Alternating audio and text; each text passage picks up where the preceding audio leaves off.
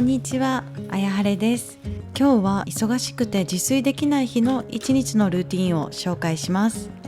私はダイエットを機に自炊して体重をコントロールするようになりましたが、最近だと毎週火曜日は仕事が忙しくて自炊ができず、外食を利用したりコンビニで買って食べることが多いです。私が外食する時の食事の選び方は3つあります。まず1つ目に、パン、パスタなどの小麦粉製品よりお米を選ぶようにしています。私はパンやパスタを食べると食べながら食欲がどんどん湧いてくる感じがあり、食欲のコントロールがしづらくなるため、ダイエットを機にパン、パスタ、うどんなどの小麦粉製品を食べるのをやめました。代わりに茶色い炭水化物と呼ばれる玄米、もち麦、オートミールを普段は食べていますが、外食だとなかなかこういった食材はあまりないので、お米を中心とした和食を食べるようにしています。2つ目に、肉よりも魚を選ぶようにしています。魚には脂肪燃焼効果の期待できる良質な脂質が含まれているので、ダイエット中は特に積極的に摂るようにしています。また外食だと肉料理の方が味付けが濃かったり揚げ物が多かったりするので、魚料理を選ぶと自然と低カロリーな刺身や魚の煮付けなどを選べるので、魚料理を選ぶようにしています。ただもちろんお肉が食べたい日もあるので、そういう時は高タンパク低カロリーな鶏肉や脂質少なめのお肉を選ぶようにしています。3つ目に、スープを必ず追加するようにしています。忙しい日は特に自分の好きなタイミングで食事が取れず、空腹の状態で食事をすることが多いので、早食いしないようにまずはスープを飲んで食欲を落ち着かせてから米やおかずを食べるようにしています。あとは外食だと食物繊維が不足しがちになるので、できるだけ食物繊維が取れるスープを食べるようにしています。私の経験上、最短期間で体重を落とすには自炊が一番いいと考えています。なぜなら外食だとどうしても余分な糖質や脂質が含まれてしまうことがあります。それに対して自炊であれば、今の自分に必要な栄養を自分でコントロールできます。しかしダイエットを継続する上で、外食をうまく使って忙しい日を乗り切ったり、たまにストレス発散することも重要です。私はダイエットを始めた当初、外食すると太るという考えだけが頭にあって、忙しい日も毎日自炊していましたが、実際かなりきつかったです。今振り返ると、外食でも太らないための選ぶ基準を持って食事を選べば、もっとストレスなくダイエットに取り組めたし、それでも体重のコントロールはできたと思います。実際に私は今最低でも週に1日は外食していますが、体重をキープできています。自炊が苦手な方や自炊できない日の外食で罪悪感を抱いている方がいれば、参考にしてもらえると嬉しいです。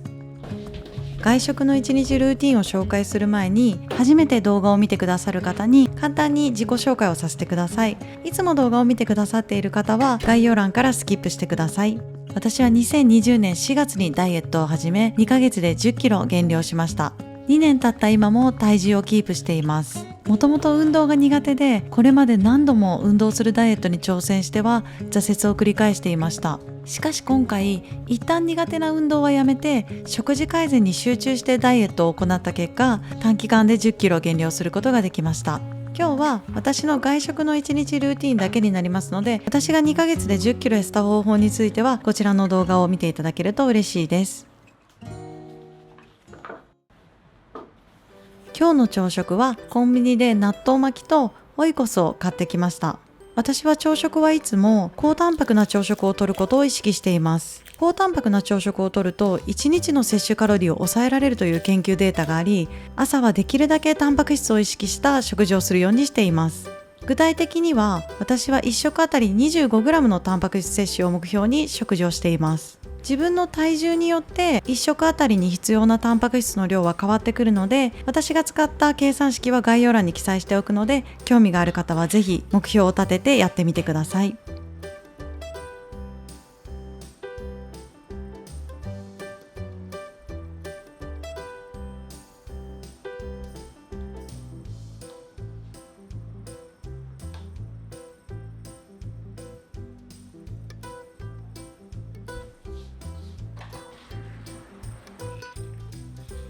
仕事を始めます。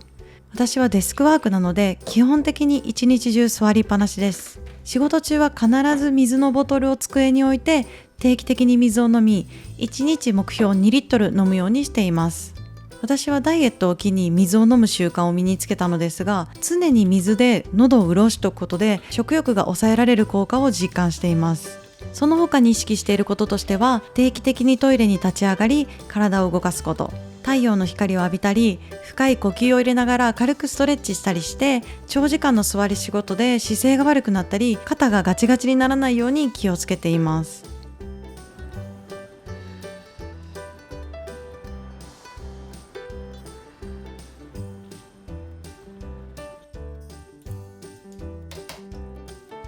時間が空いたので昼食にします。今日の昼食はもち麦ご飯のおにぎりと高タンパクおかずとスープです。今日は夜のメインのおかずをお魚にしようと思うので、お昼はお肉のおかずにしました。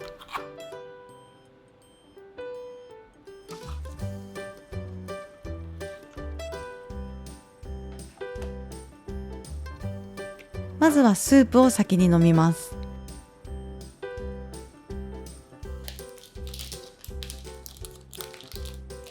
どんなに忙しい日も食事中はスマホや PC と距離を置いて食事に集中するようにしています。以前は何か作業をしながらいつもながら食べをしていたのですが、それをやめて食事に集中するようになってから以前よりも早い段階で満腹感を感じるようになりました。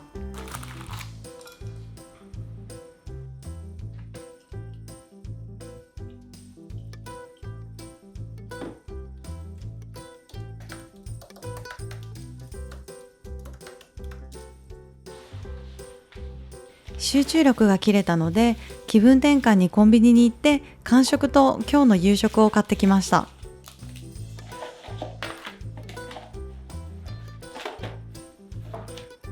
今日の間食はカカオ 70% の乳酸菌ショコラです。間食は素焼きナッツ系か高カカオチョコ系のお菓子を選ぶようにしています。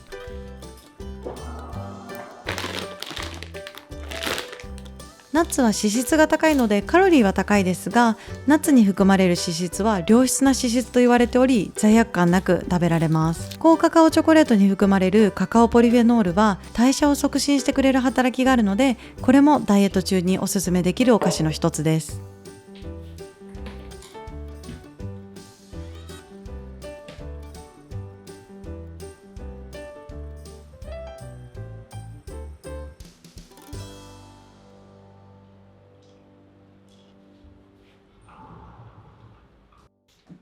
夕食を食べます。夕食のメインのおかずはお魚、副菜にスープと豆腐を買ってきました。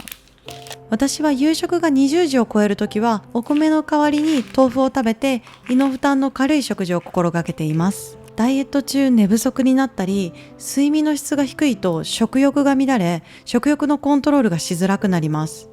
そのため夜ご飯はこれからいい睡眠をとることを第一優先に何を食べるかを選んでいます。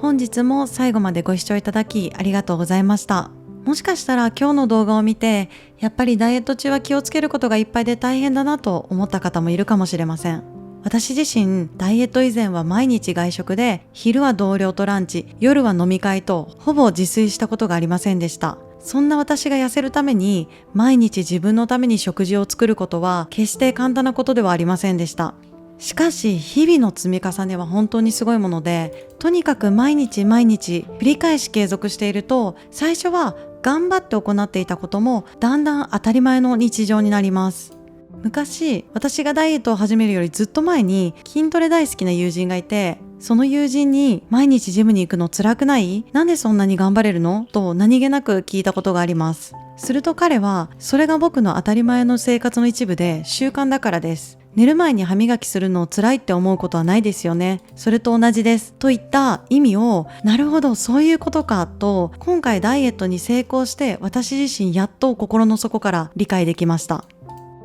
最初から1日3食全部自炊するぞと高いハードルを掲げる必要はありません。外食するときはちょっと食事の選び方に気をつける。自炊はまずは週1回から始めてみる。それをちょっとずつ積み重ねて習慣化していく。これはダイエットだけでなく、何か自分が達成したい目標があるときは全て共通するやり方だと考えています。これからも私の今までの経験をもとにダイエットに役立つ情報を発信していきます。今後もリクエストがあればぜひコメントで書いてもらえると嬉しいです。以上、あやはれでした。